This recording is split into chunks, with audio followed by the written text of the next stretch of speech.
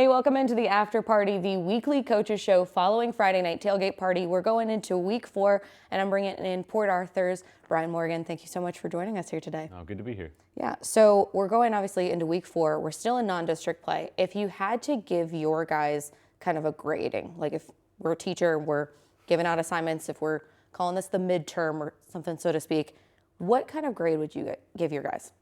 You know, I think probably a B somewhere. You know, we scheduled really hard the first 3 weeks, intentionally trying to see where we are.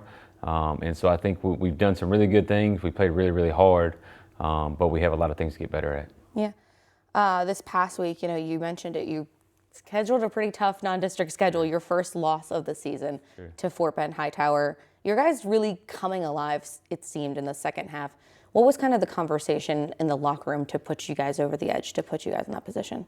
You know, we didn't, when you go back and watch the film of the first half, and we're able to do that at halftime, you see that we really weren't doing, we weren't in bad positions. We just weren't really executing on our end. We weren't taking care of our business. And so we just talked about at halftime about executing and doing what we're supposed to do better in the second half. I thought Jordan played much better in the second half. The offensive line executed better in the second half, but just as a team, just did what we were kind of coached to do all week. Obviously, you gave your guys a B, which is a pretty good grade, I would say. You know, obviously there's room to improve. What kinds of things did your guys do really well in that contest to kind of put them, you know, in that range?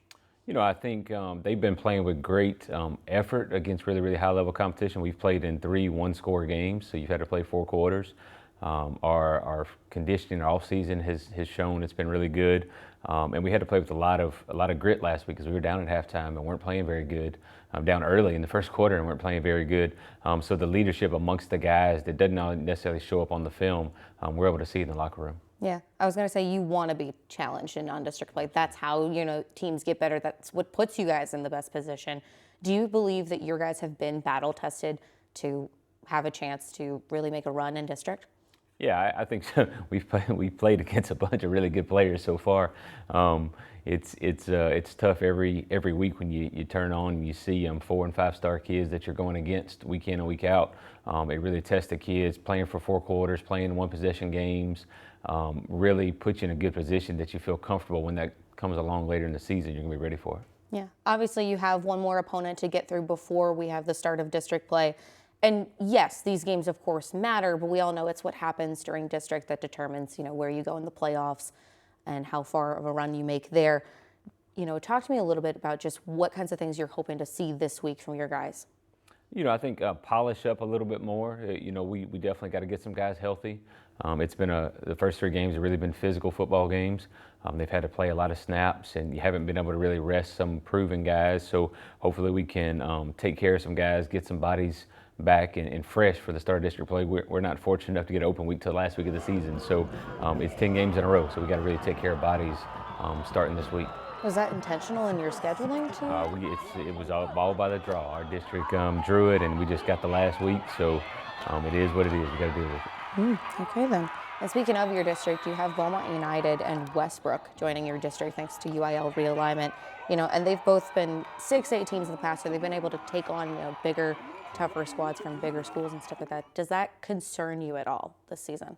It's not concerning, but you know, I do think the benefit of them playing 6A ball carries over for a little while, and so that's something that another thing we thought about in non-district and scheduling these 6A teams was to prepare us for that, and so we're used to that, and hopefully we can match their physical, you know, their physicality, their effort.